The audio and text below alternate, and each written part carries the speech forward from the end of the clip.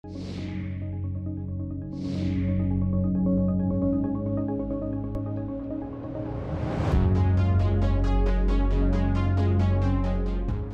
की 74वीं वर्षगांठ का जश्न मनाते हम देशवासियों के लिए ये आजादी बेशकीमती है, जिसका सपना संजोए ना जाने कितने जांबाजों ने अपना सब कुछ दांव पर लगा दिया।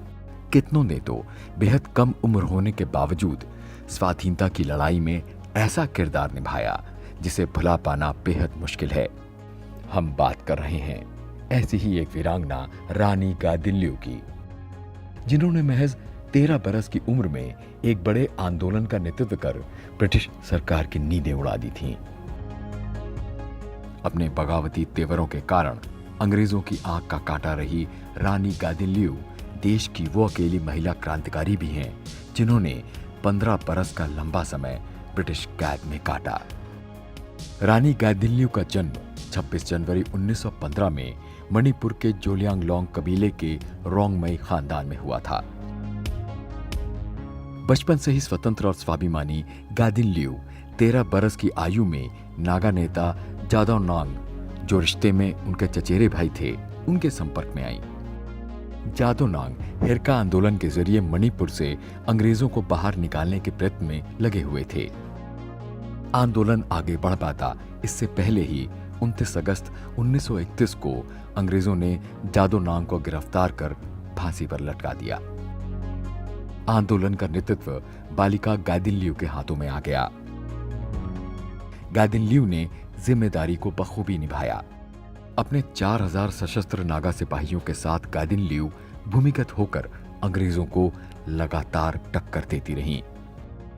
हतोत्साहित अंग्रेजों ने आंदोलन को दबाने के प्रयास शुरू कर दिए और आंदोलन से जुड़े क्रांतिकारियों के कई गांव जलाकर उनका उत्साह कम करने की कोशिश की।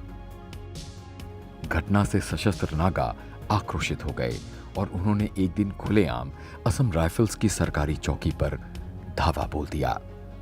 रानी गादिल्ल्यू की बढ़ती लोकप्रियता और प्रभाव ब्रिटिश सरकार को खटकने लगा था।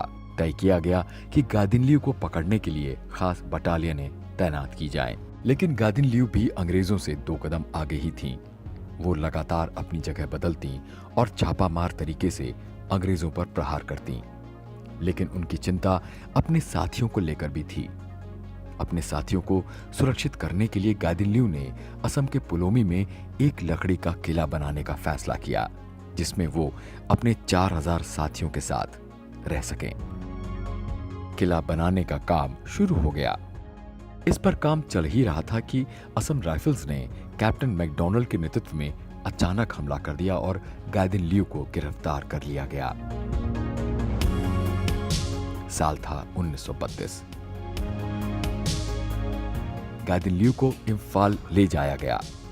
उन पर मुकदमा चला और उन्हें आजीवन कारावास की सजा सुना दी गई। रानी गादिल्ल्यू ने अगले 15 बरस गुवाहाटी, शिलोंग, तुरा और आइजोल की जेल में बिताए।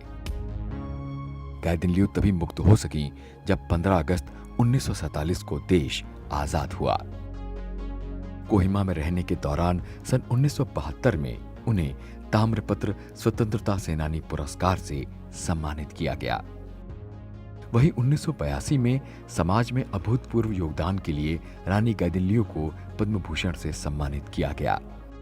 इसके बाद 1983 में उन्हें विवेकानंद सेवा सम्मान से भी नवाजा गया। 1991 में रानी गादिल्ल्यू अपने जन्म स्थान लोंगकाव लौट गईं, जहां 17 फरवरी 1993 को 78 बरस की उम्र में उनका निधन हो गया। साल 1996 में रानी गादिल्ल्यू को मरणोपरांत बिरसा मुंडा पुरस्कार से सम्मानित किया गया। इसी बरस उनकी स्मृति में डाक टिकट भी जारी किया गया।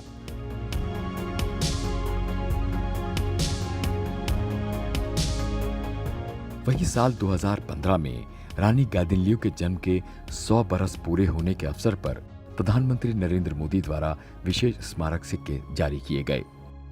देश के इतिहास में वो एकमात्र महिला क्रांतिकारी थीं, जिन्होंने 15 बरस का लंबा समय कारावास में काटा।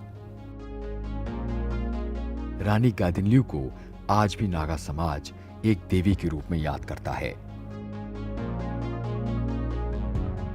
जिसने अपना सारा जीवन मातृभूमि और लोगों के कल्याण को समर्पित कर दिया।